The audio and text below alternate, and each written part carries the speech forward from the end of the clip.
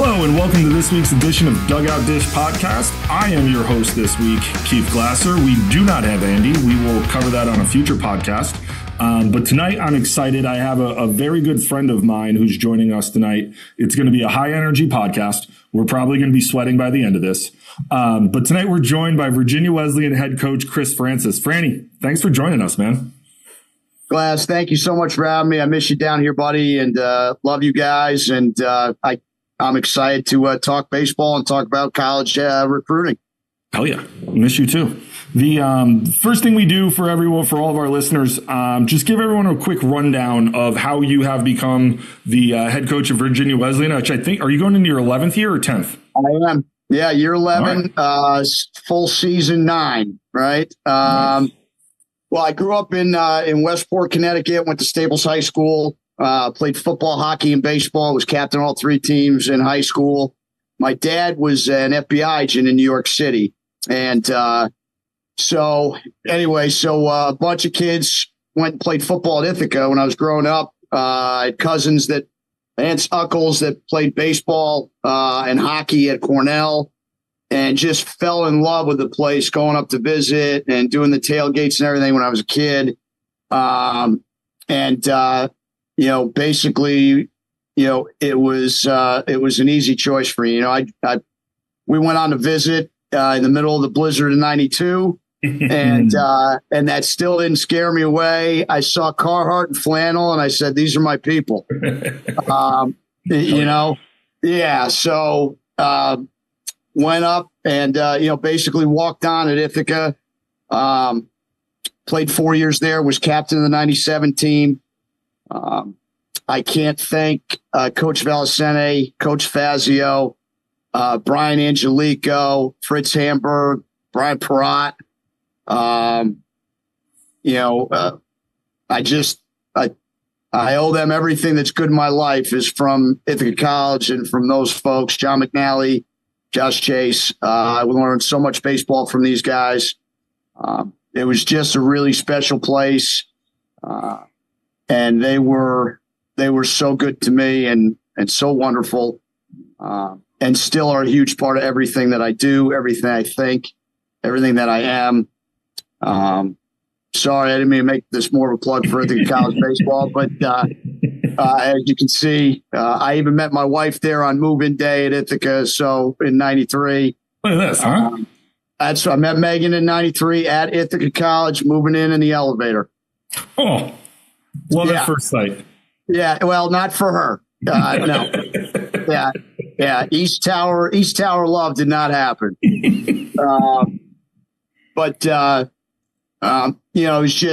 It was an amazing experience. And, I didn't even know there was that much baseball to be learned, to be honest with you. So it was just a special experience and a special time. Through Ithaca, I was able to get a grad assistant job at University of Rochester with Bob Hartz, and that's where this all sort of began. Hartsy and I just had a great relationship. He was an unbelievable mentor. Really took the time to teach me about the recruiting part of it and connecting with people. We had great success there with the NCAA tournament. And then went back to Ithaca for 3 years, was studying sports psych in graduate school, and coached with Coach Valicente for 3 years, was fortunate enough to do a bunch of different things there, right? We already had Fritz and a lot of great coaches. Coach Fazio was the most unbelievable person to me during that second run.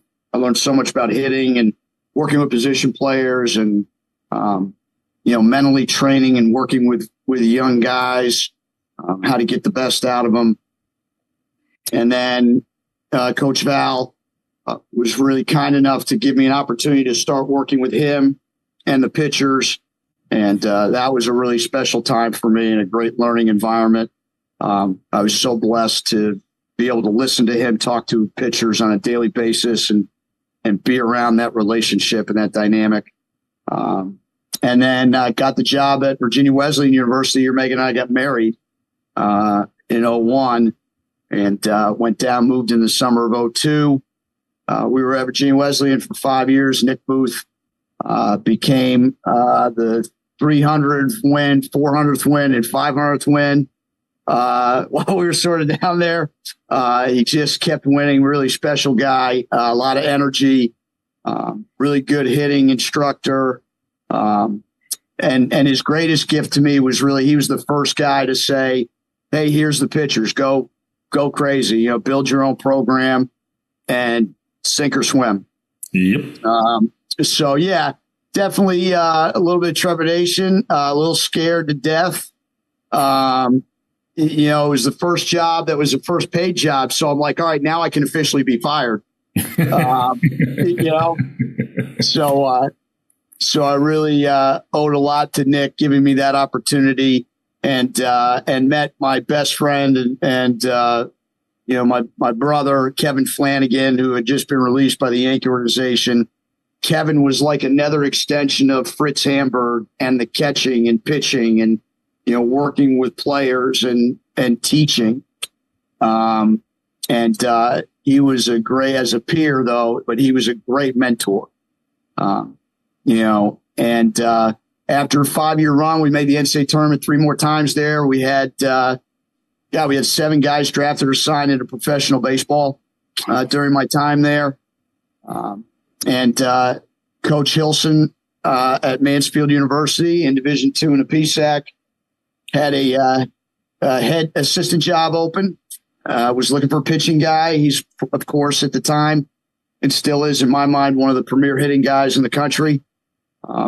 Was kind enough to give, my family and I that opportunity to go up, and we spent 4 really successful years at Mansfield University in the PSAC, went to the NCAA tournament, won 30 games a couple of times, had some guys play professional baseball, had an 2 all-region pitchers, pitcher of the year in the region, it was a great place for family and raising a family. And Harry was just another amazing sort of boss, maybe the best boss I ever had, certainly as an adult. He was just such a great field manager. Remind me of Coach Val a lot on the field. Mm-hmm. Just being able to manipulate and manage a ball game and navigate the bullpen and pinch hitters and pinch runners and when to pull guys and when not to. He was as good as Coach Val for sure, as good as anybody else I ever worked with. So through that 4-year experience, we got back from the tournament, had another good season the next year, and I got the job at St. Rose. That was my first head coaching job in Albany, New York, in the NE10. And the program had struggled since joining the NE10. We got in there, and in 3 years, really turned the program around academically, off the field, started to do some really good things on the field. And I got the job, or I got the call the next year, at the end of my 3rd year, that Coach Booth had retired from Virginia Wesleyan. And the AD at the time, Joanne Wren, who's a ODU Hall of Famer and an amazing person, she called me and asked me to come down and interview for the job. So I did. That was in 14, and we've been here ever since. The team that next year, my assistant coach at the time took over the St. Rose team, and that 4th year, what would have been our first group recruiting class senior year, they went to the first and only NE10 finals in the history of that program, and lost by 2 runs to Southern New Hampshire, an absolute Division II power. So, we feel pretty proud of the work we did in a short period of time at St. Rose.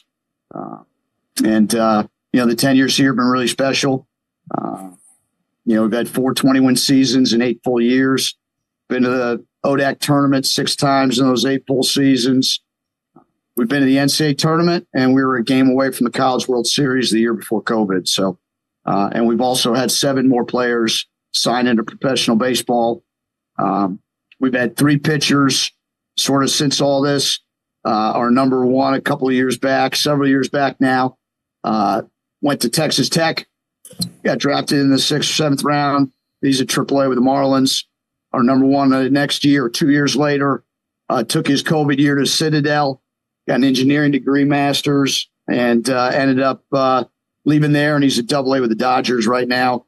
And our number one 2 years after that, who actually led Division III during the regular season in strikeouts, he went to pitch for Old Dominion, ended up being one of their closers, top guys out of the bullpen, and got his therapeutic rec degree paid for. So, we've it's been a crazy run, a lot of moving.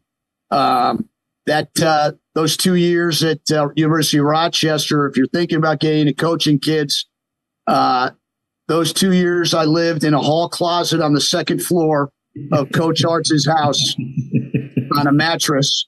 We took the coats out of the closet. There was a window by the floor. Yep. Don't ask me why. But I had a green suitcase that I got for graduation that acted as my suitcase and my dresser. It's funny because there's a lot to unpack here, but no pun intended. But it is so true. Like if you do decide, because we do have a lot of coaches and people who listen to this, like if you do decide that you want to get into this business, like there's, and I'm going to say this with the caveat of, I think it's better for younger kids who get into the game of coaching now than it was when you and I went through this. Like my first job, I lived in a trailer, a legit mobile home trailer, single wide, in Livingston, Alabama. I would have preferred the trailer, buddy. I swear to you, to this day, I still have it, but I have a picture of it. My roommate and I called it Slice of Heaven. And I hung it in my office for the rest of my coaching career and said, no matter how bad this day is going to be, I don't have to go home to that. Right. Right. And there's a lot of truth to it. Like, in my second job at Siena, like I was the second assistant, but it was a full-time volley job. Like I didn't get paid. It was all camps and stuff. And, some of my former players got into coaching and like they're starting at 35, 40 grand with benefits and stuff. And I'm like, man, you are so lucky to be able to do this. Like we didn't have that years ago, but I also think like it's because this game, like the college baseball game, is so much more popular and a lot more like there's so much more money involved and people are investing in it. Programs are investing in it and getting coaches that like it, you can't just have, and this is my I'll get on my soapbox for a second. Like in baseball, you can't just have two coaches and be like, okay, we're going to be okay to coach 4 different position groups plus pitchers and hitters and defense. Like there's so much that goes into this game that with 2 people, there's only so much that you can cover. And I think when you have more people to be able to coach, the better, it's not a coincidence that the programs that have more coaches generally end up being a little bit more well-rounded as a baseball team because they have more people to be able to help out and do some stuff. Well, that's a lot there too. Like, let's just go first with, listen, no program can be successful without a really good budget, really good coaches, resources. Like you have to have all those things in place, especially in today's world. You can't it's not enough to just have a baseball field and a budget for baseballs and umpires, right? Like you've got to be able to, surround these players with all the different things that they need and what kind of environment to really be successful, right? Because let's be honest, the top colleges, universities, and programs in the country at all the levels, that's what they're doing. Yes. Right? Like there's just so absolutely. But the other part too is, the game has grown. I do think, however, that you get a lot of new coaches, young coaches that don't quite understand. And this can be said for every generation, right? Like, but like they just don't get the grind part of it, right? Like they think they get a job that they should be in line for the next job.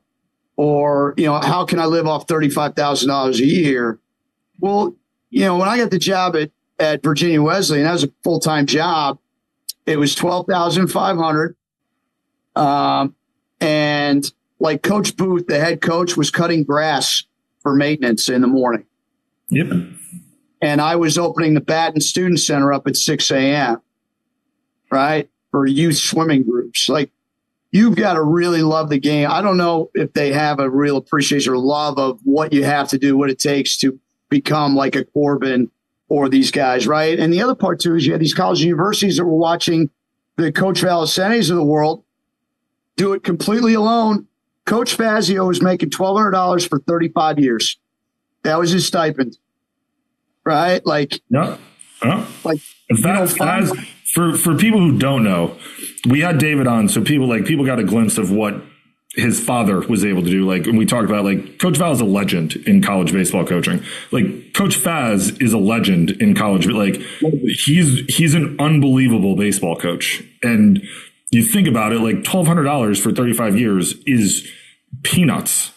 You want to talk about friendship and relationships and and not only the baseball side of it, but the relationships and the stuff that, like, that guy has been able to do for all of those players for years. Like, Coach Faz is amazing. I told you a couple weeks ago, we were talking, I was like, we went and played Ithaca in 21, and all of a sudden, like, Coach Val's standing in the third base box with me. He's like, oh, no one picks the weeds on this field anymore. It's just me. I mean, this is a guy who's retired, who's a legend, who is just standing in the third base box in between innings, going out and picking weeds on the field. Like, they don't build him like that anymore. And he's amazing. And like, finally, I was like, after a couple minutes, I was like, Coach, I got a guy on first. I got to give signs here. Like, go sit over there. I'll be back. I'll come over here early for the rest of the game. Yeah. They don't build them like that anymore. Forever. The two of them stayed the same. They're the same men they were the day I met them and was lucky enough to meet them. Yeah, it's awesome because you, like, and I've talked about this on here. Like, I came up in this game from a coaching standpoint with, I came up with dinosaurs. Like, my first job at West Alabama with Coach Gary Rundles. I mean, he was the shortest tenured coach, and he was at like 32 years when I coached with him. Like, right. And then I went and coached with Coach Rossi, who, I mean, goodness gracious, he retired at 54 or 55 years. And then I had Carl, who, Jesus was a boy. I know. And then Carl was at 34 or 5 when he retired as the head coach, and he was an assistant for 3 years. He was 38, 30, I mean, Carl won close to 900 games. Like, another one of the greats. When you come up with guys like that, like I've told people who became head coaches after I did, I was like, you're going to look back, especially coaching with Coach Rossi, like a lot of those guys, like, like there's going to be times like you're going to look back and be like, I get why he did that. Because there's times when you're a young kid where you're like, why am I doing this? Like, what's the point of this? And then you become a head coach, you're like, I get it. I get it. He's coaching me just as much as he is the players. Yep. And it's fun. It's fun being around those guys because they're, I could sit and talk to Coach Val for days. Like, those guys forgotten more than we know of, like, the amount of baseball that they've seen. And like baseball at a high level that they've seen. Because like the other thing that I don't think a lot of people realize this, like when Coach Val took over in the late 70s, early 80s, like there wasn't really a concept of, like, there was Division I, II, like there was a concept of it, but it's not what it is now. Like Ithaca was going toe to toe with the Cornells and the Siennas and the UAlbanys of the world and beating them. And they were really good. And I think, like, people look at it like, oh, yeah, he won, I mean, at the end of the day, he won a shitload of games. Like, the amount of games that guy won is absurd. But you look at it and people are like, well, it's Ithaca. Like, yeah, but for the first 30 years, he was beating a bunch of Division I teams. Like, there's dudes who played at Ithaca. I remember that we went down to play Lehigh, and we win the first game handily. We split at Lehigh. And he was so upset with us and disappointed. He couldn't believe that we had lost to this program. And rightfully so, because we were much better than they were.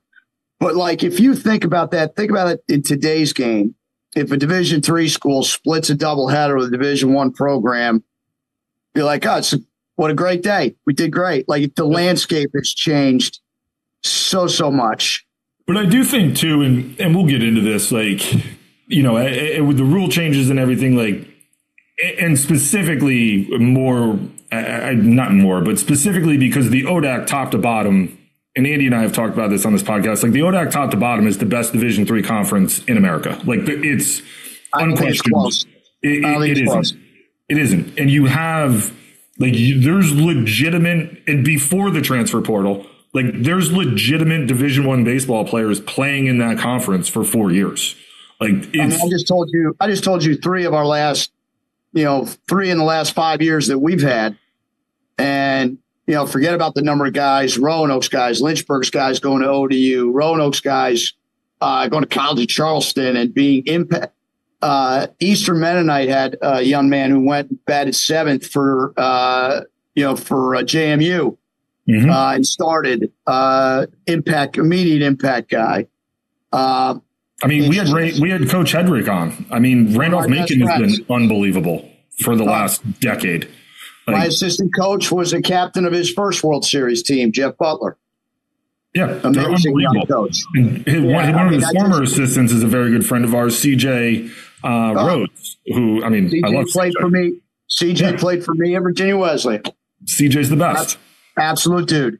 And, I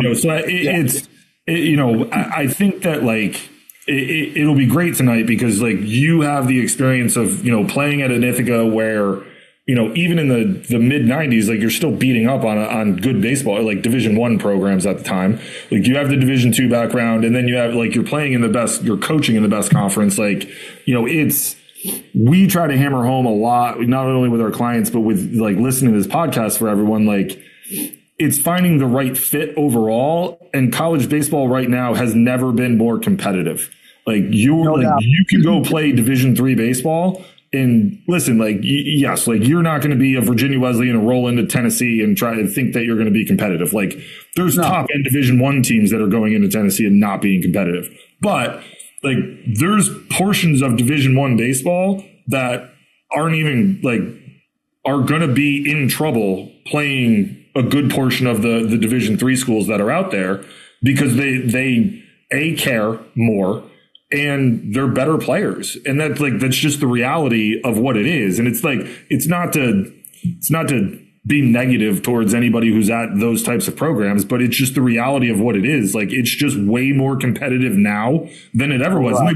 And we joke, Andy and I joke, do I think I'd still be a Division I catcher? Yeah, I do. But it's 20 years ago. I could really catch, couldn't really hit all that well. So there's a difference in there where I don't maybe I wasn't a Division I catcher for a little bit. Maybe it was more of a Division III would be a fit for Keith Glasser of 2024. I don't know, right. But it's I would be lying if I would say yeah, man, I would be a surefire Division I guy in 2024. Well, I think, two very good friends of mine, Coach Broheim and Coach Keener at Salisbury University in Maryland, one of the absolute best programs in the country anywhere. And Haynes is one of the great young pitching guys, and he and I talk about all the time. There are levels to the levels. Mm-hmm. So I think if you're a family, in the ODAC, the really good ODAC players in our league, just like Cortland, just like, Rochester and Ithaca and Oswego, it's that low level, mid-level, maybe Division I guy, right? That one of our universities or colleges is a better fit all around for that person, for that student athlete, right?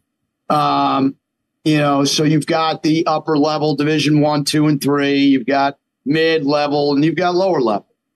I tell people all the time, you can go to a certain school at a certain level, or you can go to an ODAC school on any of our programs and know that going into every year, you're going to have a chance to make an impact, have a chance to compete for a conference and regional bid.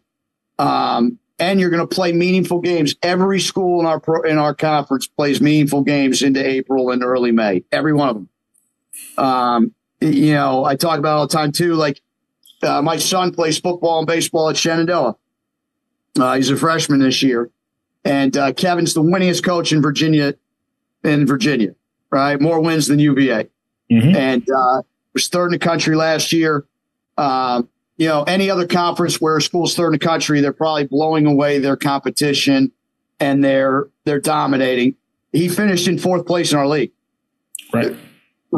And he's the winningest program. They do an amazing job, but it's just so competitive even as great as they are, and they are, it's just every weekend is such a great challenge. I think kids and their families need to stop doing their research on Twitter and X and everything else and listen to people like you guys and people that really know and understand recruiting. And it's about finding a good fit. And if it's Division I, that's great. If it's Division II or III, I'm here to tell you that, being Division II and Division III, I can't tell you a big difference between the levels depending on the programs and places you're at. But, I've got a lot of players here that certainly could have played for Harry and I at Mansfield. And, I played with a lot of guys that could have played anywhere in the country, in 1993. But for all those guys, the schools that they ended up at, that was the right fit. And, I think the problem is, we talked about with young coaches not really sacrificing like it used to be necessarily, so they think it's every job is just an easy one to get to. And, I make 40 grand. I got benefits. I don't have to take out food stamps or sleep on the floor. You don't appreciate like finding the right fit for you in the right place. And, I think it's super important that we bring those values back to the recruiting process, where make sure that all the stuff that school or university has fits what you're looking for. If you're a college baseball player, you can play you're going to play college baseball, but the biggest thing is, and let's be honest, the people that tell you that there's a program for everyone, they're lying to you. There is not. It is way more special than that to play college baseball at this level. So no matter what, when you're making your choices, really make sure that you find the right place. Like had Coach Val cut me, which on more than one occasion he probably should have. I was not leaving Ithaca to go someplace else. Right. Like that was, I loved everything about that place. And I was going to do everything I could to make my baseball experience, make it work, and worked as hard as I could to give those people a reason to keep me and to show them I had value in maybe other ways other than just what I could do or not do on the field.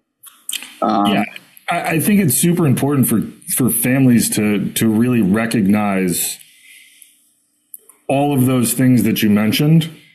And I think specifically because no one's ever really talked about it in the way that you just did from a gameplay standpoint of playing meaningful games into April and May.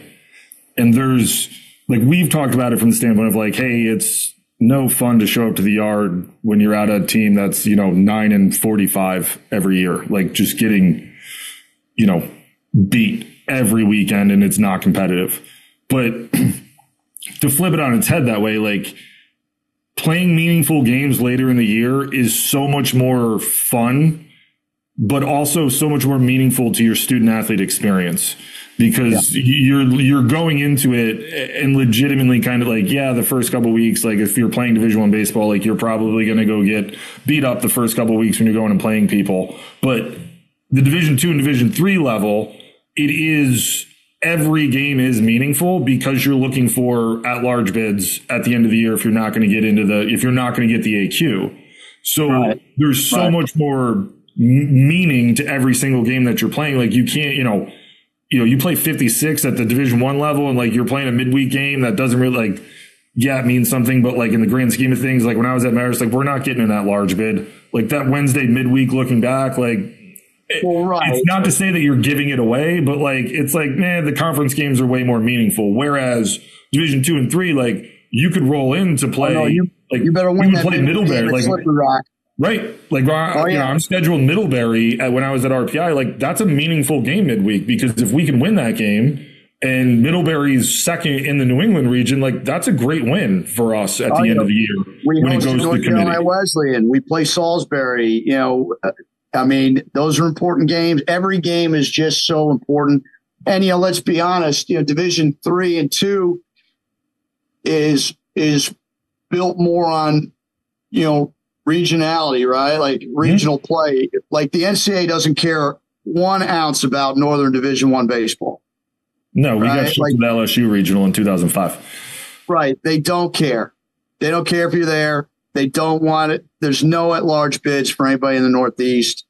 You know, I don't know what the numbers are, but 80% of the at-larges went to sub-500 teams in the SEC.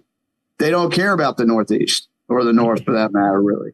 So, you know, it's just, if you're going to play the pro, you better be in one of those top 4 programs, one of those top 4 spots, really be competing. But, you play Division II or Division III, there's a lot of opportunities, and a lot of those, every one of those games are super important and meaningful. And until the NCAA, changes the way they do it, that's how it's going to be, right? Yeah, you have to go to LSU. It's because there's no money in it for the NCAA. Yeah, they're losing money. Northeastern is a perfect example of what you're talking about last year. They had 38 wins, ranked for a while. You're telling me Northeastern, there? They've done a phenomenal job. That coaching staff there has done a phenomenal job at Northeastern. And they were 38 wins. They were ranked for a while. They didn't get it. It was kind of shocking that they didn't get in that large bid. They went 2-2 in the conference tournament, but they had really good wins over the course of the year. It's one of those things where now you flip it in your Division III or Division II, they're in a regional easily. Right. And they're likely hosting a regional. They're hosting a regional. Yes. Here's the thing too, with Northeastern. So if you notice, the conference tournament games are only most important to the northern conferences. Right. In the SEC, you can go 2 and out and be 15 and 18. Doesn't matter. It's just extra games. Right. So until the standard, just call it what it is. You don't want any schools from up here. And the other thing in your tournament. Right. And the other thing too is when they do that, and it's kind of a brilliant move on the ACC and the SEC's part, they all go play each other and their RPIs all go skyrocketing through the roof. Oh no, they're brilliant. It's a brilliant move because it's look at our RPI. Our RPI is super high. You just had a 16-team tournament against each other, which I'm not mad about it. That's what they do. But to your point, the Division II and the Division III model is way more set up to where it is regionally based and you can legitimately compete nationally based off of what the programs where it is that you are.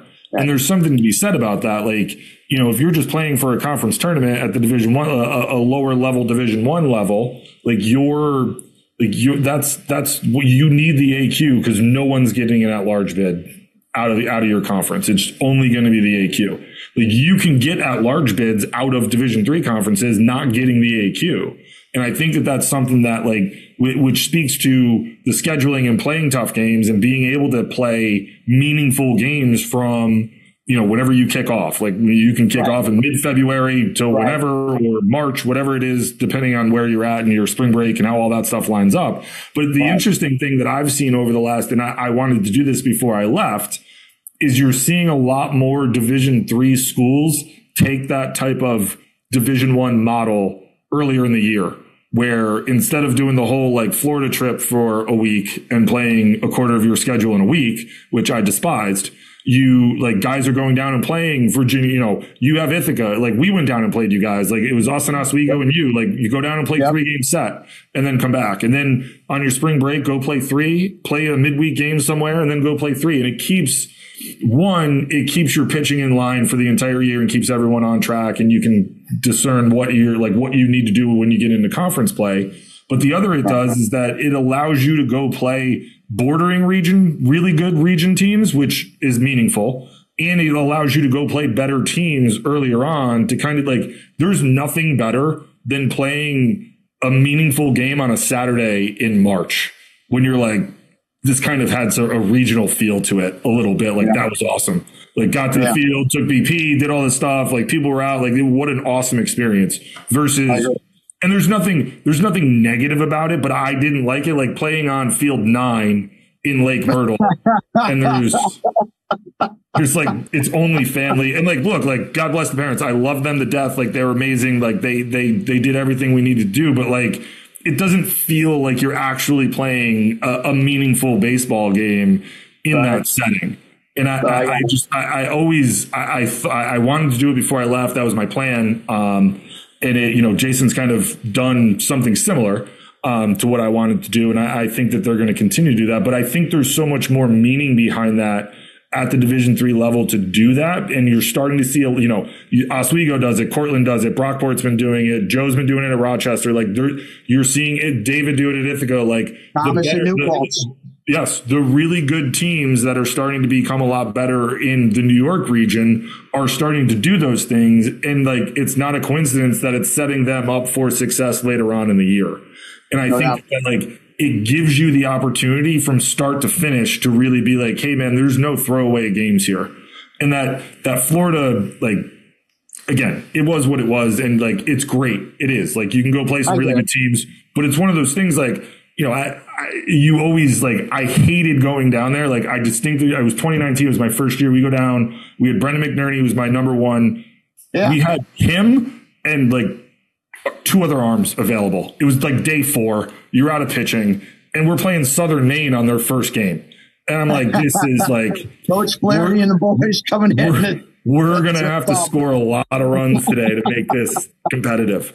And Brendan threw great. I think he left. It was like 4-3. And then, the floodgates opened, but like, it's games like, cause then it's like, man, if we played them with a full bullpen and everyone, that's probably like, maybe we still lose, but it's probably a 5-4 game or a 7-5, whatever it is. It's not a 13-7 game where, it gets a little out of hand. And I think that like, the point I'm trying to make is like, if you're making a decision between a Division I or a Division II or III school, there's so much more meaning. And this is coming from somebody who played Division I baseball. I played in a regional, like we were really good. I coached Division II and Division III. Like, it is electric to get into regionals in the Division II and the Division III level. Like, every game is meaningful. It is an awesome experience to go through as a college student athlete. And if you can do that 2, 3, 4 times in your career versus maybe once, you're going to come out of that with a far better experience as a student athlete, because you're going to have played 4 years in super meaningful, high stress situation baseball. And that's so fun. So fun.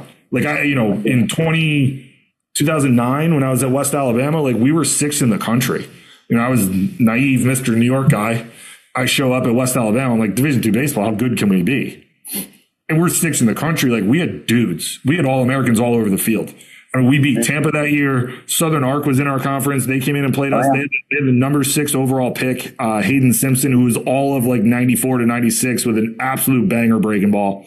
Our regional was us, Florida Southern, Tampa, Lynn, who won the national championship that year with Tommy Canley, who I know very well. He's an Albany kid. Who else? Valdosta State, Delta State. It was a loaded regional.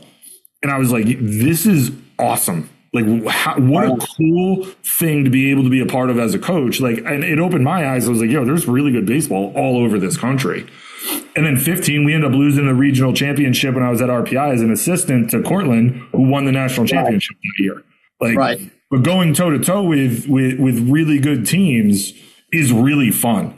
There's something to be said about the Division III level of like, hey, it's a midweek game and like we're playing Stevens this week. Like, gotta strap in, guys, because it's like, this is a meaningful game here. And it's like, it's really fun to be a part of those types of things. Like, I used to always tell my guys, like, iron sharpens irons, fella. Like, we like, if we want to be good, we gotta see where we stack up against a lot of these really good teams. Like, and there's lower levels of Division III. We all know that. Like, but it's not going to ultimately get you better at the end of the day when that's all you're going to play. Like, you gotta go toe to toe with some of the big boys and see where you stack up.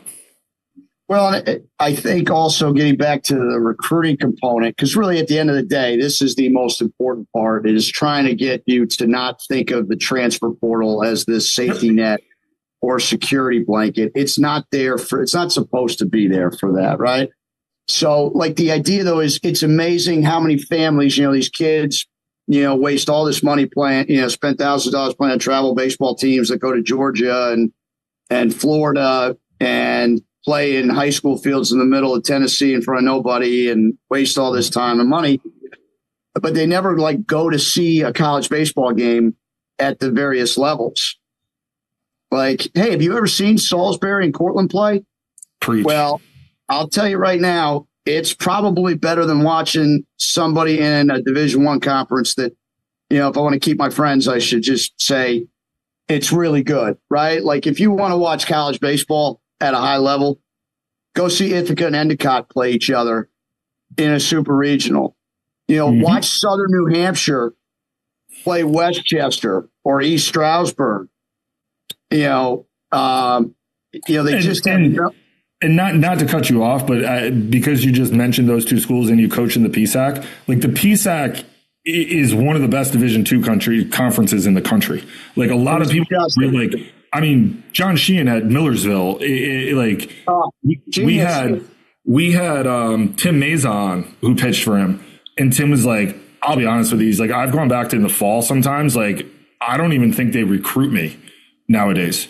He's like, I was a low mid 80s left-hander when I showed up on campus. He's like, I showed up like every dude is super physical. They're all upper 80s, low 90s. Like, I don't know if I get recruited at that school anymore. And like, no. It's hard sometimes, I think, having these conversations with families and it's like, you have to be really good. Like, only 7% are going to go play Division I, 2, or 3 baseball. We sprinkle in JUCO and NAI. Like we'll probably push it around 10, 11% of high school seniors that are going to go play. Like, right. You have to be better than 90% of the other high school seniors in the country to just get a spot on a team to be able to compete for time. And like we talk about it all the time of going and watching baseball. Like in Albany, I would tell people, like even when I was coaching at RPI, like if you're here in Albany, you have UAlbany, Siena, you had St. Rose at the time, you have RPI, Skidmore, Union, and you have Hudson Valley. Like you have every level of college baseball covered. How many games have you gone and watched? Well, I haven't seen any. Like, so what do you like? And it's part of the recruiting process of understanding what it is at each level. And out here in Rochester, like you have U of R, you have RIT, you have Fisher, you have Brockport.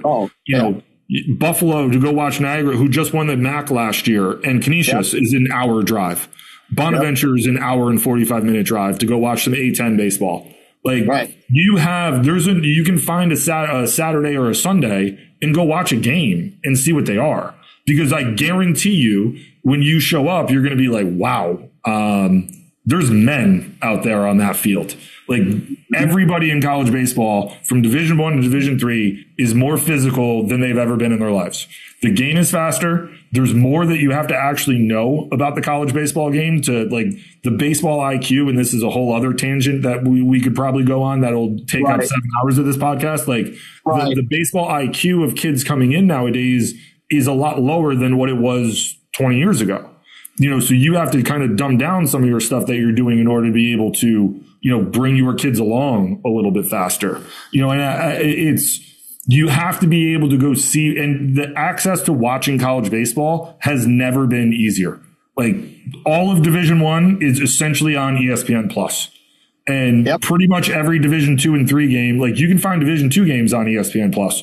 Every Division III game is pretty much streamed. I watched almost every game of the Division III college tournament last year. Yeah.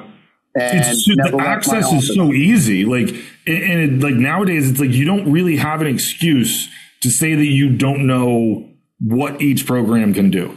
And, it's easy to kind of say like, like when you think you're really good in high school, like, you're coming from a small pond. And this is why, like, we always talk to our guys when they commit, like, hey, man, like, you still got to work out. You still got to throw. You got to do these things. You got to get physical because you're going to get on campus and you're going to be 18 years old playing against 22 and 23-year-olds. And if it was COVID, you're playing against 27 and 28-year-olds. Like, oh, trust me. We went up against about 7 schools that just graduated guys that played against my assistant coach, who's 28 years old. Yeah. It's my wife. My wife's assistant. It's not just baseball. My wife's assistant played against a player that they coached last year, and she's like turning 26 this weekend. Yeah. It was everywhere. But I think the level of play to at least have the self-awareness to be able to kind of figure out where you might fit in, or have somebody like a coach or an advisor or somebody who can help you guide through this process. Hey, I know you really want to go to Boston College, but you're not an ACC player. But that doesn't mean that you're not a good baseball player. That just means there's only the best of the best are going to play in the ACC and the SEC. It's a small, finite number. You can still be a really good college baseball player and go play in the ODAC or the Liberty League or the PSAC or the NE10. Even if you're Division I player, even if you want to play Division I, you're going to play that level and stay there, right? Right. Because let's be honest, at least in my region here, 70 to 75% of the kids that sign and commit to Division I schools, less than 28% or 30% of them last a second year at that school. Right. Right. Most of them end up in my league. Right. So, but if Boston College recruits you, but you want a small school, well, don't go to Boston College. Go to a smaller Division I school and have success and enjoy your overall experience, because here's what's going to happen. You're going to go play for the big name because that's where your summer coach wants you to go. And your parents, everybody on Twitter only cares about, these certain places to make themselves look cool. And dad wants to wear the Maryland, stuff around his, for 3 freaking years. Yep. When you're not happy at a place, which listen, I went to Ithaca, loved every minute of it. I had a lot of bad days at Ithaca. I had a lot of days where I was sad. Now they call it mental illness. We just called it sad. Right. Yeah. It's just sad, people. But anyway, we had a lot of just sad days. Crying in dorm. Coach Val, Coach Faz want to punch me in the head, right? Like when you have bad days, but you're at the place you truly love and know you should be at, it makes all the difference for your survival and for how you flip the script to the next day and how you get past those bad moments, right? If you're at a school and the only reason you're there is because you wanted to play, baseball at XYZ University, but it doesn't meet all the other things socially and academically, culturally that you want, location or size, then what are you going to do when you're 12th on the pitching depth chart and you're the bullpen catcher protection guy, in the 8th inning, and you're not getting a chance to compete? Or if you are a starter, but you're missing out on big time college football, or you're missing out on smaller intermittent classes, or you're missing out on, being in a better relationship, having more intimacy, in terms of communicating with your faculty and your staff. And, what do you do when the sport isn't enough? And right. that's where we're losing people. Yes. And it's, Andy and I did, I don't think we've released it, but we did a podcast recently on other things to consider when you're committing, and kind of talking about some of the things that you just thought, Jonathan, who is on this podcast quite frequently, but something he got from I forget, he stole it from someone and I stole it from him. I think it was the Furman head coach, was if he's not happy on the center of campus, he's not going to be happy playing shortstop either. And there's a lot of truth in that, where if you're not happy, it's not just a baseball decision, and everyone is always going to tell you that. And it's hard to kind of wrap your mind around that when you're 18 years old or 17 years old and everyone's showing you love and you want to, tell everyone in the world where you've committed. It's hard to kind of wrap your mind around the fact of this isn't just a baseball decision. This is a school decision. This is a cultural decision. This is a life decision. And ultimately, you want, we always tell people, you want to say no more than you're going to say yes. And you really only want to say yes once. You don't want to say yes and then get there and be this isn't for me. I want to go somewhere else, and then jump in the portal, because the portal isn't the catch-all that everyone thinks it is. because you're seeing guys that are transferring up, but those guys are the outliers. And I think too many times, and Andy said this a couple of weeks ago, like it was in regards to something else, but the statement holds true that like too many times in this game, we look at the exception and think that's the rule. Very well done. Well said. It's so true in the transfer portal that like you're seeing guys that are leaving a Marist or a Siena or a Sacred Heart. I don't know if they lost anyone, but I know Siena and Marist did, like, and going up. But we're not talking about a lot of the guys that are transferring out of those places and not going anywhere or going down. And it's not a bad thing when you do go down, because maybe you are finding the right fit. And it's not always, I have a problem with the low hanging fruit of hammering everyone who gets in the transfer portal, because there's multiple reasons why kids do jump in. Are there kids that are jumping in because they do want to go up? Yeah, absolutely there are. But there's kids that are jumping in because they did make a poor decision the first time, or there's a coaching change, or the school doesn't have the major that they've decided that they want to have. And there's a multitude of different reasons. Someone in the family's sick and they want to move closer to home. Like, there's a lot of things that go into those decisions. So I think that it is good that kids do have the option to be like, hey, I don't have to sit out a year if this is something that is going to help me moving forward. And I think it's low hanging fruit sometimes to just hammer the kids in the transfer portal when there's a lot of other decisions that either can, if it is because you made a baseball decision, like then that decision making needs to be changed on the front end of what it is that you're ultimately looking for. And like, we have kids that like we work with, the first time we talk to them, they're like, I want to go to, I'm just going to throw schools out there that I know from a standpoint, this isn't a true thing. I want to go to Harvard.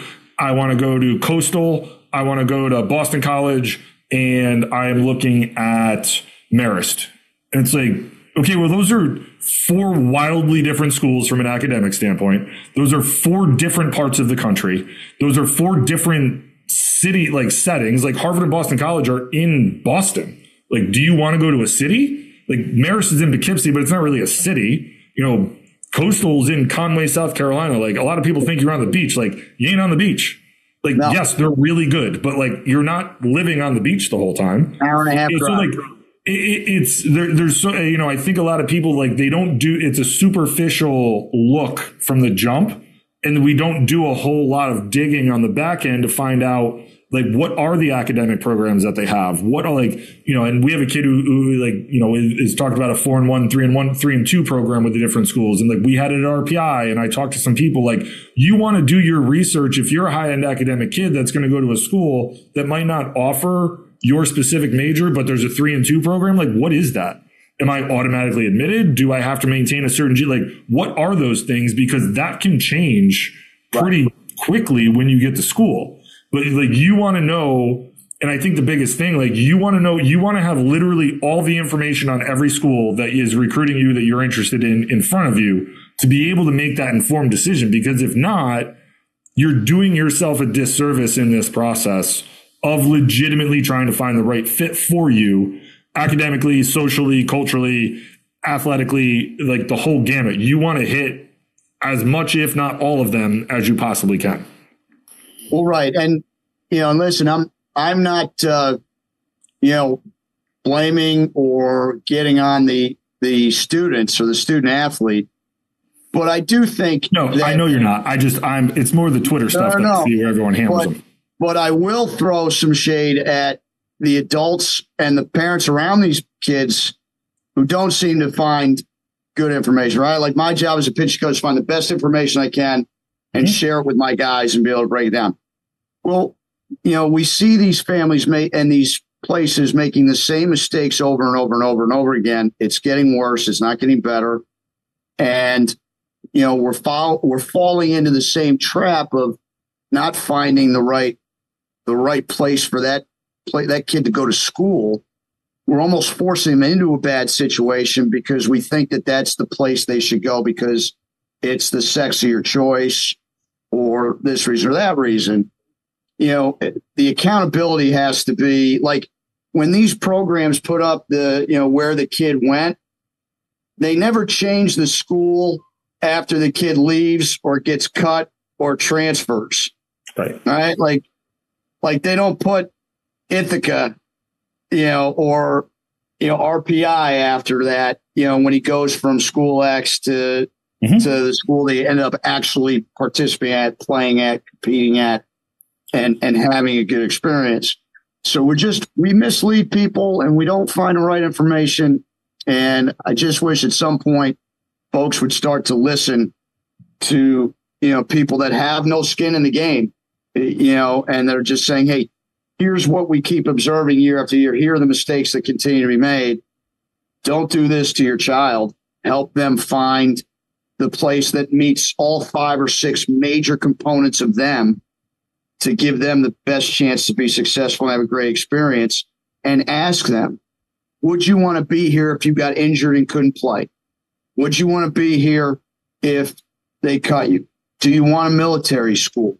It's got military in the wording, so it's going to be hard. Do you want, the engineering school? Guess what? You go to RPI or MIT or IT, these places are going to be challenging academically. It's going to be tough to balance both. Are you up for that? Are you a good enough player to stick? Because let's be honest, if you're a Division I, even a Division I scholarship kid, folks, if by the end of your sophomore fall, they don't see you in a rotation in the starting lineup, you're probably a step away from being gone. Mm-hmm. It's very true. And the bottom line. I think it's hard because I had this conversation with a dad yesterday, and I used to say this all the time when I was coaching, and I still do now. This process, especially from a baseball standpoint, I don't know with any of the other sports, but it's a veiled process. As coaches, you're trying to recruit the best kids you think for your program that are going to fit not only into your program that you can coach and right. But the coaches, we have, if we're recruiting 2 shortstops, we have a list of 10. So we're talking to, but they're ranked. So it becomes a game of okay, if I offered this kid, and we'll get into offers in a second, I offered this kid a roster spot, if he's going to sit on it for too long, then it's I'm going to have to move because I'm going to lose 3, 4, 5, 6. And you got to pivot. So you have it's a veiled process from that standpoint because there's no you could be on multiple recruiting boards, but not necessarily be recruited by all of those schools.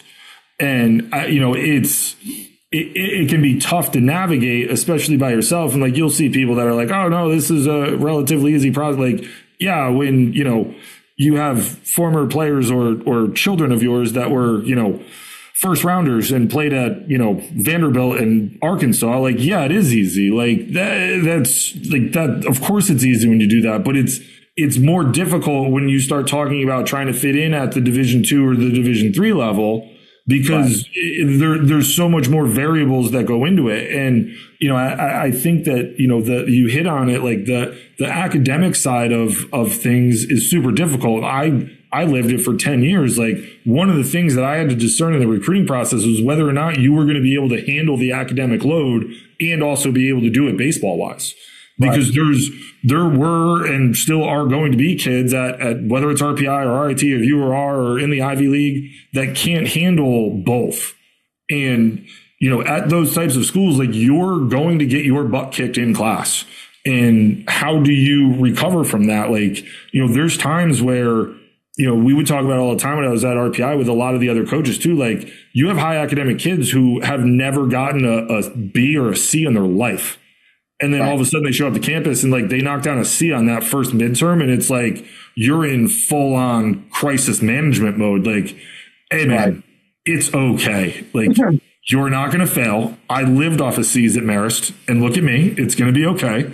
It's not the end of the world, but that is difficult for some kids to be able to kind of manage when they get to college, because you do have a lot more freedom. You do have a lot more autonomy. You do have to eat on your own. You still have to go to lift and go to class, but no one's actually going to show up and take attendance.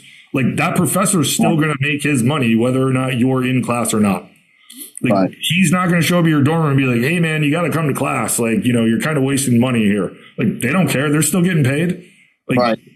And then as coaches, we're the ones that it falls on because it's like, hey, why did this kid get a 1.5? Like, you didn't go to class. Why didn't you go to class? Like, I don't know. I'm not babysitting him. He's 20 years old. Like, at some point, he needs to grow up and go to class. Otherwise, he's not going to be here at school. And that's hard for some kids. Like, and my point is, like, you have to discern that as a coach in the recruiting process.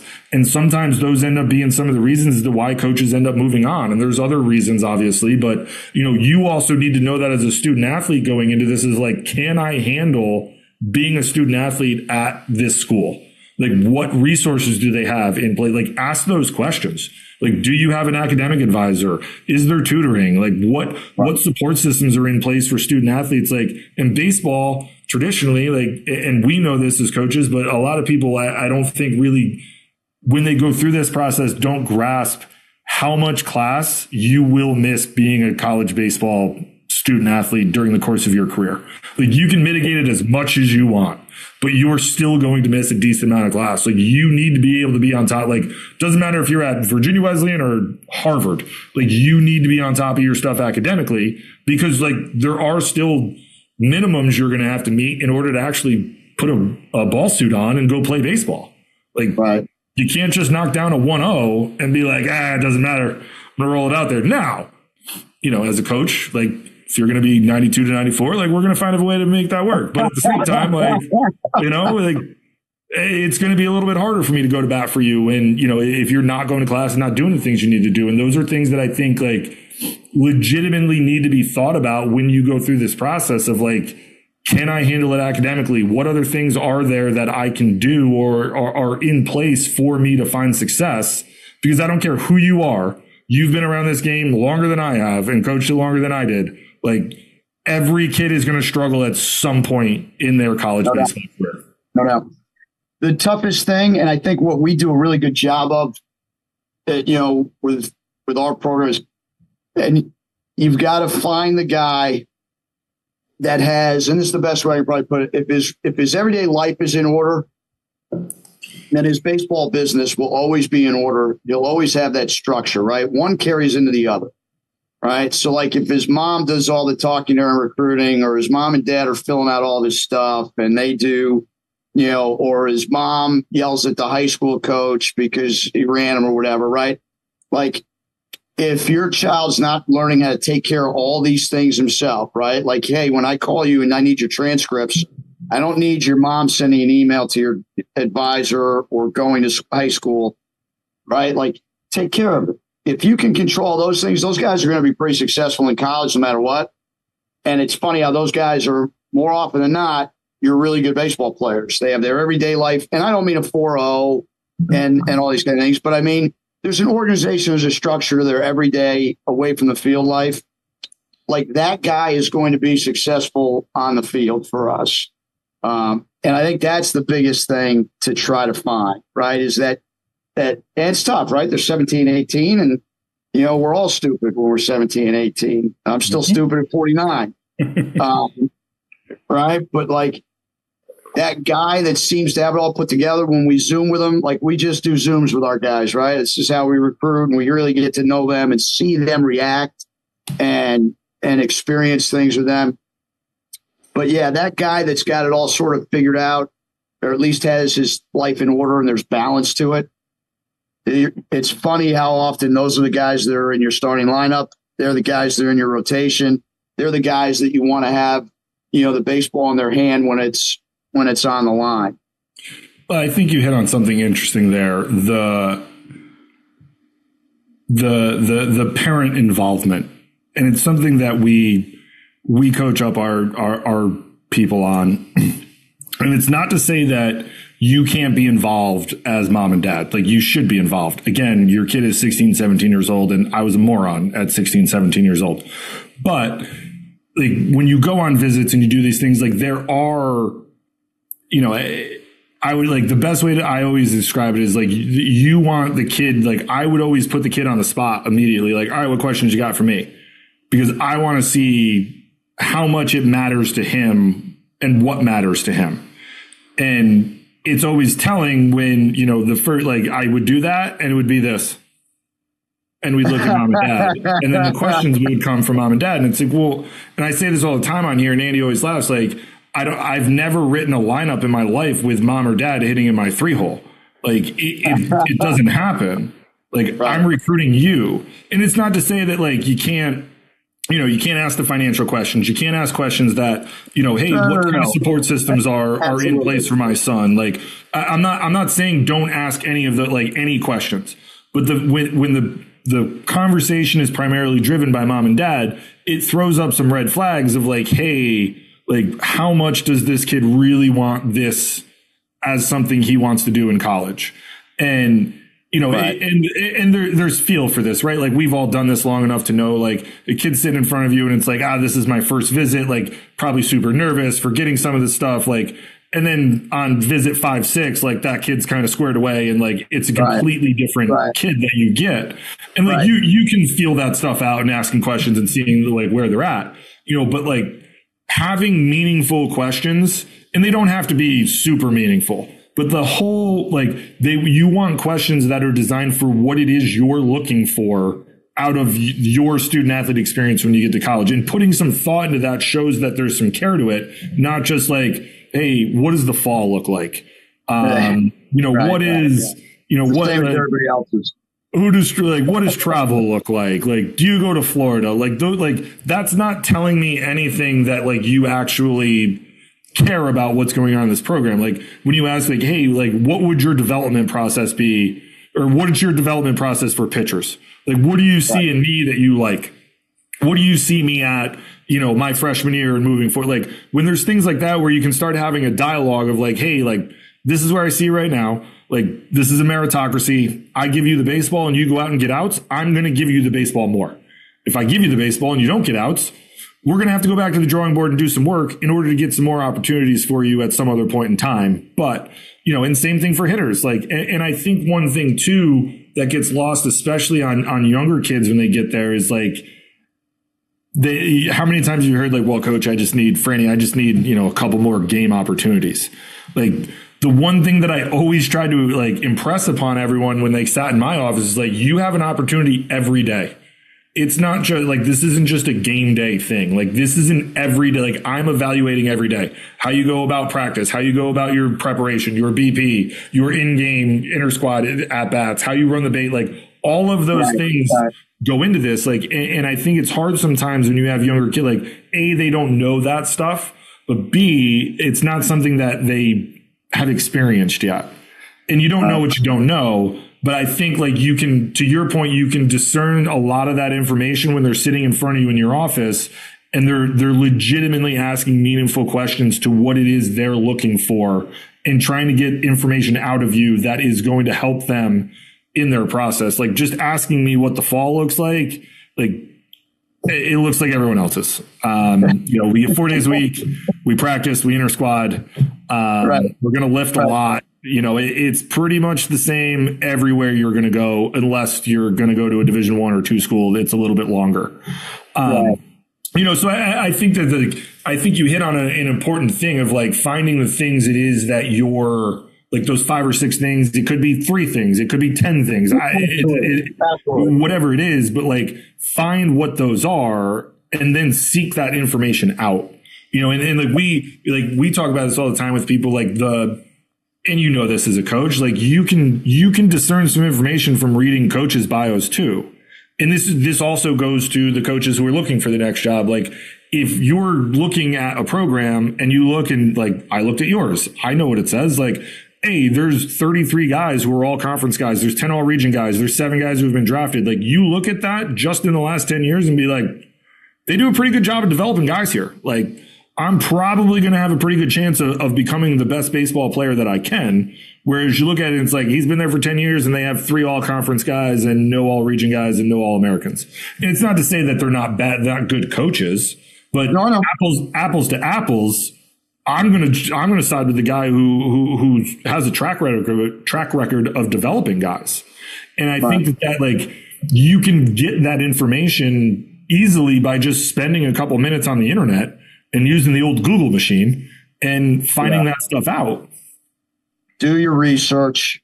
But the other thing too is like in our program, and as there are in others, right? Like listen, this is not rocket science. We're not building rocket ships. We're not putting anybody on the moon here. It's just college baseball. Like it's not that difficult, right? Like we're having a great conversation, but let's not overthink this, families and people. Like it's still just college baseball. Like really, we're not curing world hunger, but some general things. If your kid has a 2.7, he should not study engineering, and I don't care how badly he wants to build bridges. I'm not driving over that thing. It's funny. Yeah. I don't mean to cut you off, but it's funny because my guys, when I was at RPI, like my Mechie aero guys, all the time would be like, well, Boeing comes here and they only take guys with a 4.0.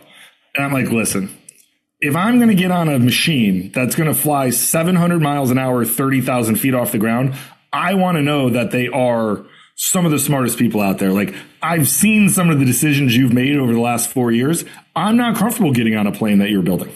Right. No, I don't want, I'm not getting on your bridge and I'm not getting on your plane.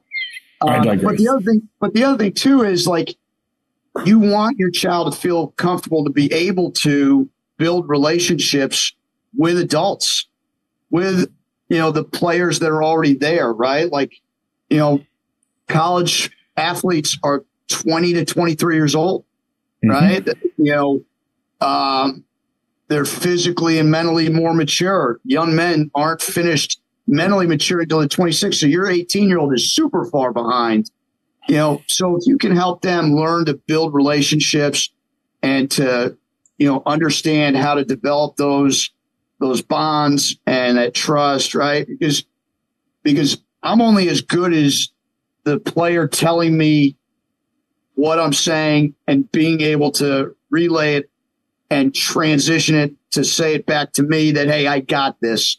I understand, right? Like, so if we don't have a good relationship where you can tell me hard things like, hey, Franny, that makes no sense.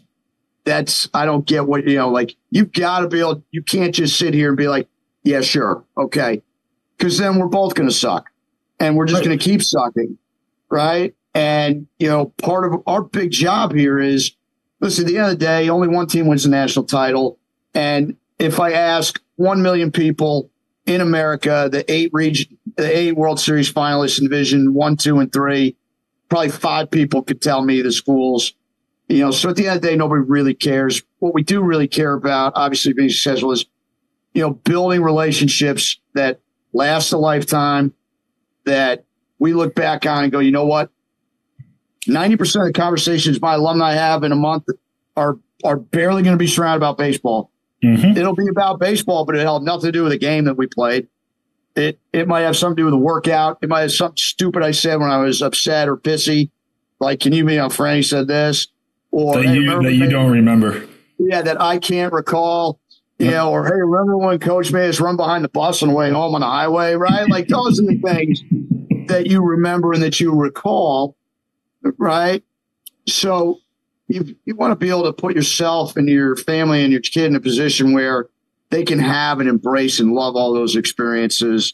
Because at the end of the day, that's really what we have to hold on to. And that's what you're trying to create. And, those are the relationships that are going to help you find work and sustain you for the next 40 or 50 years. Let's keep in mind what it is we're really, truly after. When we get to the end of all this, what are we trying to get out of this experience? There is nothing better for your life, your success, future success, than being a successful student athlete. There are more CEOs and heads of organizations and companies from people who were former student athletes than any type of club or non-student athlete part anywhere. Anyone will tell you that. So it is an amazing thing. It's a difficult thing, right? It is super rare for somebody to go to school and compete and play 4 years and exhaust their eligibility. To do that, you have to be a special person. Mm-hmm. You really do. And I don't care what level it is. You get through 4 years of playing and studying. That is so rare. You talked about 7 or 10%. The number is smaller than that play 4 years. Right. So you're a special person to be able to do it no matter where you did it. And just keep those things in mind, and you'll find the right place, and you'll end up with an experience of a lifetime. It does not matter where you went. Nobody cares except for you and your family. At the end of the day, don't worry about the Christmas party, show off. Just make sure that you actually set yourself up to find the right place and have a great career and to stay there. Oh, Andy and I talk about it quite frequently, especially on here. Like, I don't identify as a Division I baseball player anymore at 38 years old. Like, once I stopped playing, like, I didn't really, like, I'm not a Division I baseball player anymore. And it doesn't, it doesn't, it's cool for a couple of years, but then after that, it's like, no, like, I'm in the real world. No one really cares. You played the same crappy weather I did. Yes. And I think but I think it's important. Like, the communication part is very important because, you said earlier, you gotta, like, we know when mom and dad are writing the emails. Like, when you have colons and semicolons and you're using some pretty big words, like, I know that it's a mom or a dad that's writing this email, not a 16-year-old kid. But the communication part is so big. Like, every year, my first, and my wife has this issue, like, my first blow up is going to be because we can't communicate well. And, especially from a practice and coaching standpoint, like, there'd be times where I'm like, I need you to stop saying yes. Like, stop just nodding your head and saying yes. Like, I need to know that you're actually understanding what I'm saying. Like, if it doesn't make sense, be like, yo, Glass, doesn't make sense. Right. And I agree. Because we can't get you better. Well, to your point, like, we can't get you better until, like, we're on the same page. And it usually takes a little while. It's such a long, weird process, I think, for people to go through. And now being on the other side of it, like, I knew this when I was a coach, like, and it is hard for people to navigate this. But I think you hit on something that is also super important, that the alumni network that you end up having, whether it's at your alumni game and with the guys that you play with in the school you go to, like, those are people that can help you throughout the course of your entire life, because you're going to be going through something with a group of people. Like, and we talk about this all the time. Like, you go play college baseball, the amount of time that you spend together, like, you spend more time together during the season with your team than you likely do with your family. Like, it's so, like, you're going to develop some serious relationships there. And, like, look, Andy and I played together. Like, we own a business together. One of our best friends, who we are in a group chat together, like, we talk incessantly every day. Like, and there's a lot of guys I played with that I talk to quite frequently. Like, there's 4 other guys I played with that I talk to today. And it's, not just about life stuff, but, like, really anything that goes on, and, like, people who've helped me out that I played with. And, Chris Traz, who's the head coach at Marist, or he was the head coach at Marist, who I played with, who's now the head coach at Army. Like, he's helped me out with things. And, like, I look up to Chris. Like, there's things like that, like, when you get older, it's so much more valuable to you. And it's hard to kind of picture that when you're 16, 17 years old, but picking a school where, like, you're going to be able to fit into that culture and legitimately be able to build lifelong friends and be able to lean on people that you did this with for 4 years is legitimately invaluable. And I think, I saw it like Marist has, like, we have a phenomenal alumni network, and, like, people really care about the program. But I saw it a lot when I was at RPI too. Like, Carl was there for 34 years, and you see it at Ithaca with Val. Like, there's so many people that you stay in touch with, and you see, and, like, Ithaca, admittedly so, has way more coaches in college baseball than probably any other, per capita program in the country. But, there's a reason for that, because you came up with a guy who's unbelievable at coaching. And then you had, like, I mean, this isn't even mentioned guys like Chris Dietrich, who's the head coach at Columbia High School. Like, we can go on for days with these guys. Like, I worked with him. I've known Chris for 30 plus years. Like, he was the first guy who taught me how to catch. Like, I've known Chris forever. I love him. I'm indebted to him.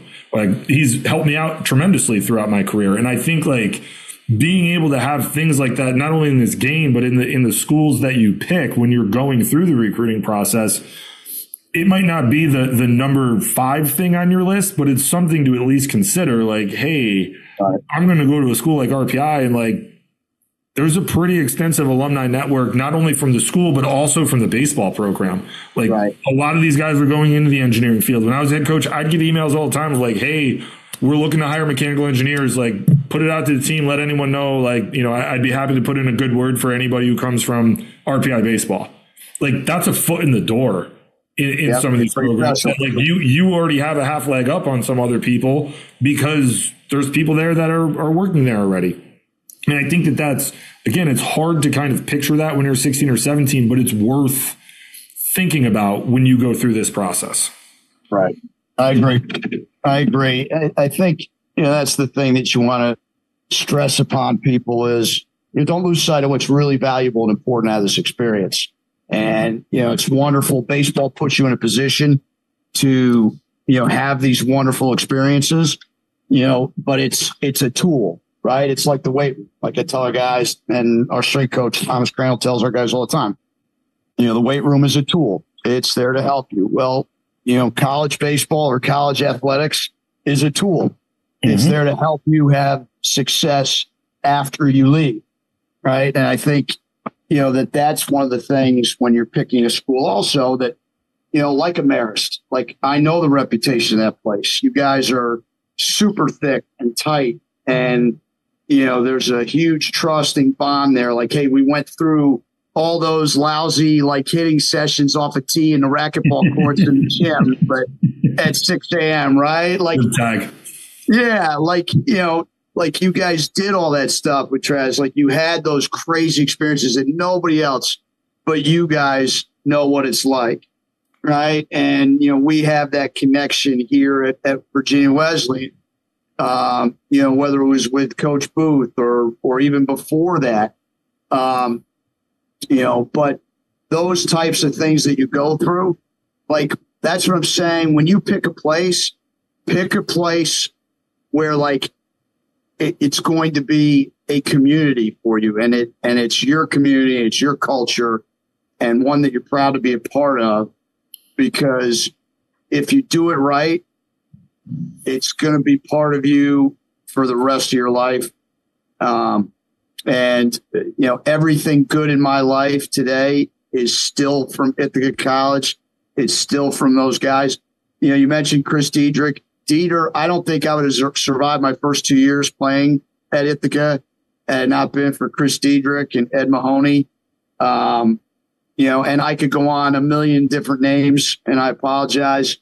But there were so many different people that helped me get through it.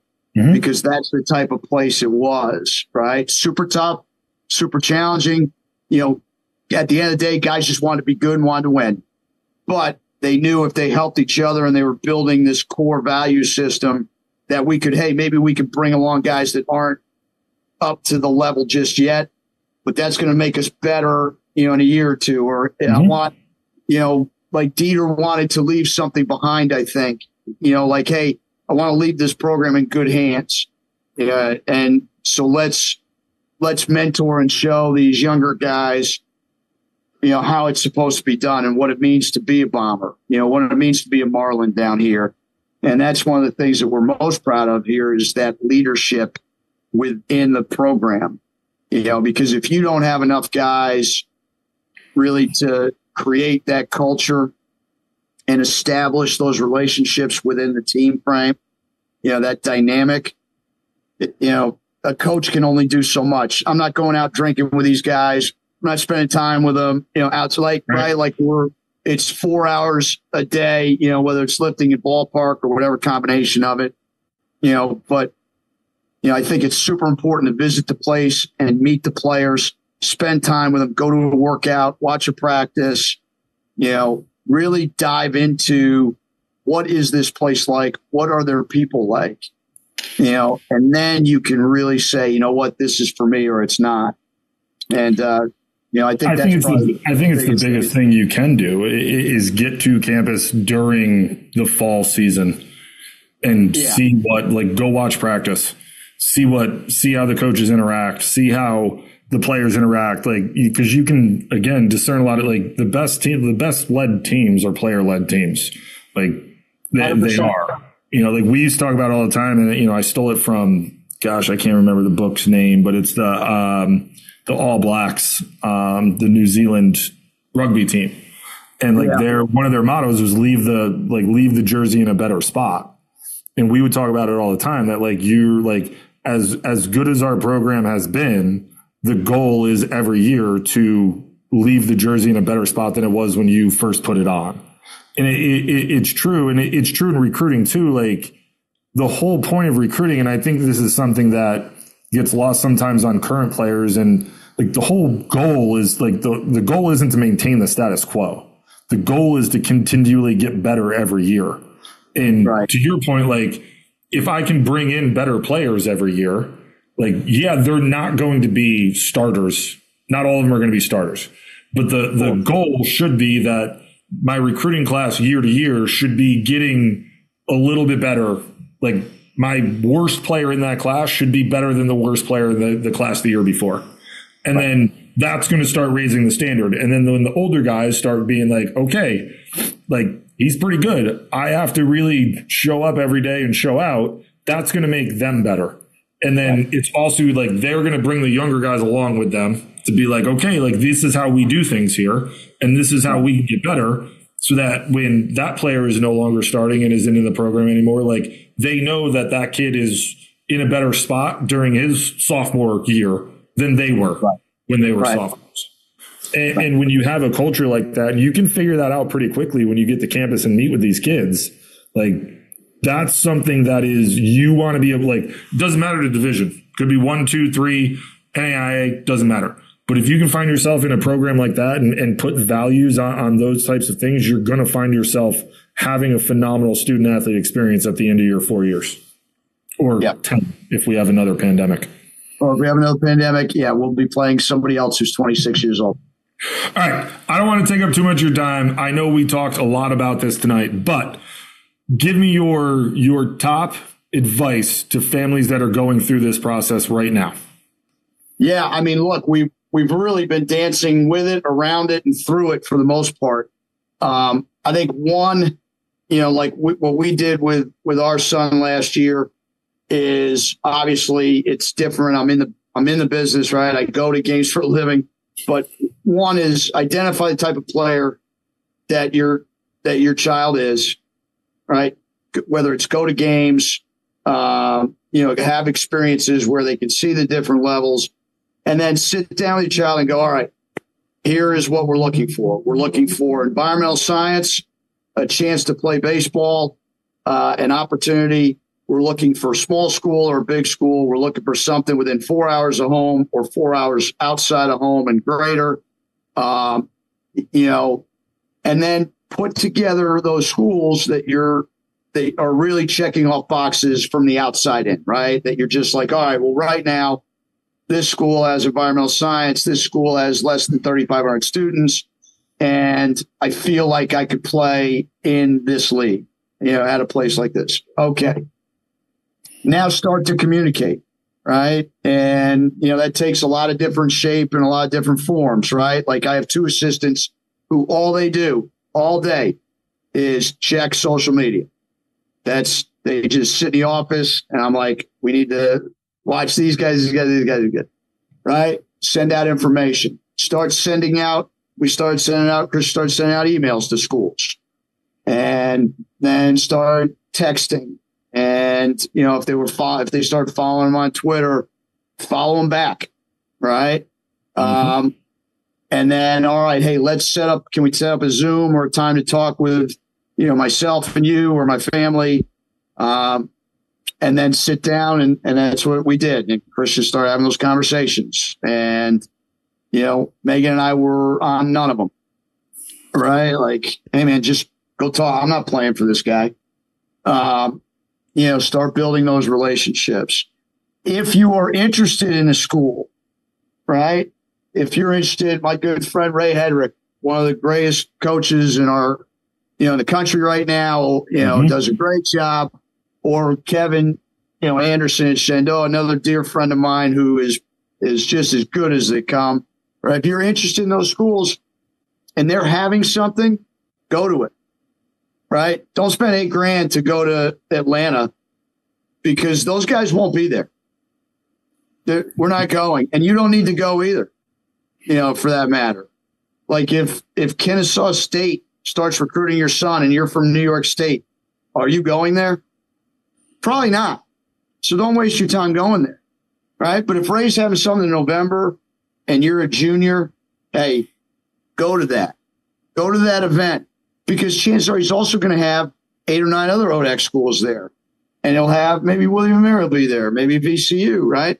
You'll get 2 full days of just competing and playing alongside these coaches. They get a chance to get to know you. They get a chance to spend time with you. And yeah, no kidding, they're getting paid. But wouldn't you rather pay $200 to know that 8 coaches are absolutely going to see your child for 2 days rather than pay $2,000 on a hotel or an Airbnb to maybe play in front of one person? Mm-hmm. Right? Like, you know, if you're interested in playing at Vanderbilt, okay, like for the top 1,000 players in the country, those travel things make perfect sense, right? Go to that stuff, right? You're one of the top 1,000 ball players. You're a power 4 guy, right? That's great. But for the rest of us, right, who need to be seen and need to have people know us and build relationships, right? Like, go to the things where those places and those people can get eyes on you, and you can start sharing, you know, hey, if we get a kid to our prospect camp, I know that kid's interested in my program. I know he is. He wouldn't be there for the $160 if he wasn't, right? So right off the bat, he's piqued my interest because he wants to come here, or at least he's interested in this school. And he's interested in schools like my school, which puts us in the right mix, right? And then after that, now we get to really see him. We get to see him handle failure. You know, we get to see him handle and interact with other strangers and other people, you know, because that tells you a lot about will he fit into our culture. At Virginia Wesleyan, I got guys from Albany, New York, to Philly, to San Diego, to Houston, Texas, to everywhere in the Mid-Atlantic and Connecticut, right? You better be a dynamic personality. You better be someone that's looking for a diverse culture and population, because that's our people.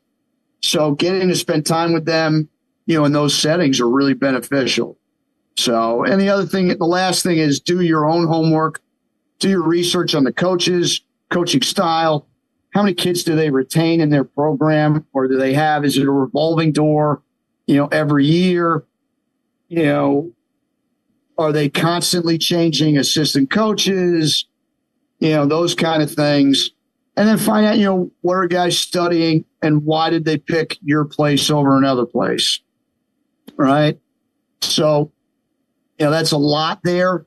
But like you and I talked about before, Glass, like ultimately Christian sat down and had 5 things, his top 5 things. I can't tell you what, you know, they are for each family. There was something different for Christian. It was different for me.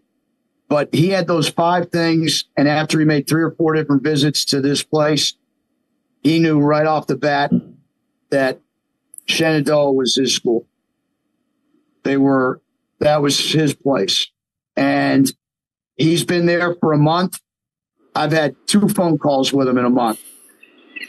And he's really good at cutting off his mother mid-text, like just ghosting the hell out of her. I look forward to those days. I don't. Right? Well, listen, you only have 18 summers, man, and it goes quick, buddy. I can tell you it flies. Like I thought senior day with my own players at Virginia Wesleyan, you know, that's an emotional day. Yeah. Like, holy crap, you dropped that kid off at school and, you know, Yoder's going, hey, you got 30 seconds left to say goodbye to your student athlete at the football meeting. It's real. Yeah. And you're like, oh, God. You know, so enjoy it.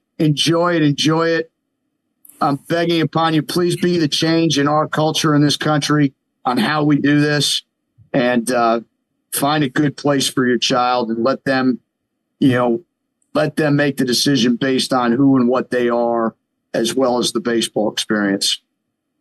No, I think it's great advice, because I think that it's, again, coming from someone who's coached for as long as you have, the places you've been, and then you go through it as a father, like I can feel the need to be like, I know what's going on here. And you got to bite your tongue a little bit because it's like, I know exactly what this is. And but I think it's meaningful for people to listen to it, because if there's anyone who's going to go through this who knows the exact in and outs of what it is, like, it's you. You just went through it with your son, and he made the right decision, and he's going to have a phenomenal career there. And I think that it's being able to legitimately come down with his 5 things, and you're right, it's going to be different for every family what it is you're into, like what you truly value out of what it is, but hitting those benchmarks is going to ultimately get you to the best place for you to thrive. Because at the end of the day, like, and this was always something that I impressed upon families, and it's the same thing you do as a coach, like, you're entrusting me with your son for 4 or 5 years. Like, I want to make sure that when your kid leaves here, that he is a better person for having played baseball here for me and gone through this school.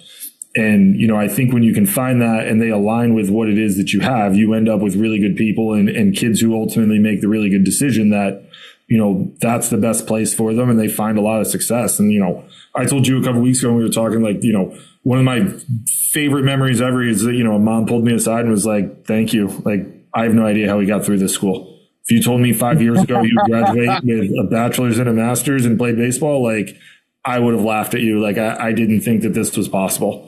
And he struggled a little from time to time, like, but he's one of my favorite people I've ever met. We still keep in touch, and he's one of my favorite kids who's ever played for me. And it's those things when like, yes, like, we want to win, and the wins and losses are like, you hang on them, but like, those relationships and those things end up becoming way more meaningful to you the older you get. That like, you actually had a positive impact on somebody, and those are things that like you live for in this game from a coaching standpoint. And like, it also, like, I'm not saying it to pat myself on the back. I'm saying it because it illustrates like that kid making the right decision and being able to stick with it for 4 or 5 years. And like, yeah, it might not have been exactly what he wanted out of it, but the kid graduated with 2 degrees from RPI and has a phenomenal job and lifelong friends and, things that he can speak to that are going to help him in his career for the rest of his life. That was a decision. That was a conversation I had to have with him. I'm like, yo, you're going to leave here. Like, what are you going to do? Go to like, and not to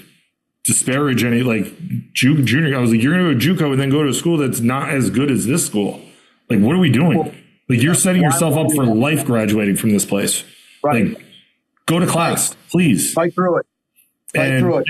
He did. And, ultimately he's got a great job. He's doing phenomenal right now. And I couldn't be happier and prouder of the kid. But like, those are the things that, to illustrate those stories, like those are the ones that, as a coach are way more meaningful. And being on this side of it, like, that's what I strive to, of like getting people to schools that are helping families through the fit. Like, this is what Andy and I want to do, is like shed light on what this process is and get you to the program that's going to be the best fit for you, not just baseball wise, but life, academically, socially, culturally, everything. So that on the back half of those 4 years, you're going to graduate and have not only a phenomenal student athlete experience, but you're better prepared for life and everything it is that you're going to face when you get out there. And I'd be lying if I said that, the people that are at Marist and that I know that, I've been through a lot, and, like, those people have been there for me, and not just baseball student athletes, like other people I know that I went to that school, like, they've been there too. And it's very meaningful when you make that decision and it's the right one. And you're very happy to have made it 20 years now. I graduated in 2004. So 20 years ago, I made that decision right about now. Yeah. I committed in September of 2004. I was going to say, it's coming up.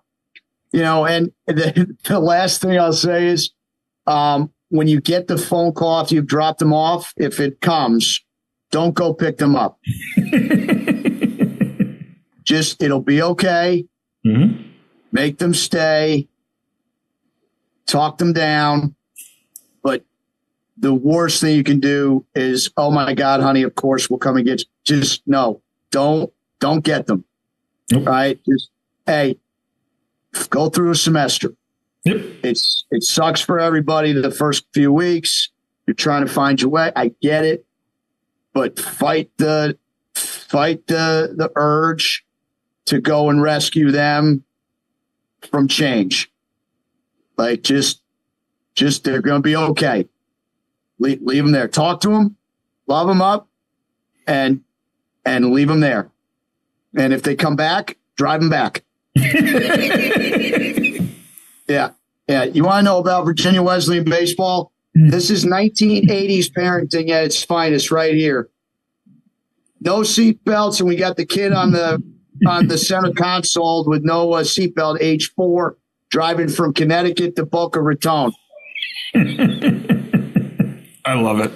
Yeah, leave the kid at school. Thank you so much for joining us. I'm sorry we probably got long-winded again tonight. You have two guys who love each other that can talk for hours. So sorry about that. Appreciate everyone for listening. Join us again next week.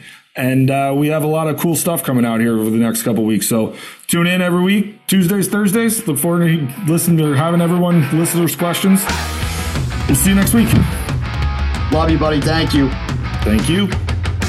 Thank you for listening this week. If you're watching on YouTube, go ahead and hit that subscribe button and smash that like button for us. Check us out on Apple Podcasts, Google Podcasts, as well as Spotify. You can follow us on Twitter and Instagram at EMD Baseball. If you want to find out what me and Keith do to help families and players navigate the recruiting process, go ahead and check us out on emdbaseball.com. Take a few minutes to check out our new online academy. I promise you'll get some good information out of that. Thanks again for listening. Check in with you next week.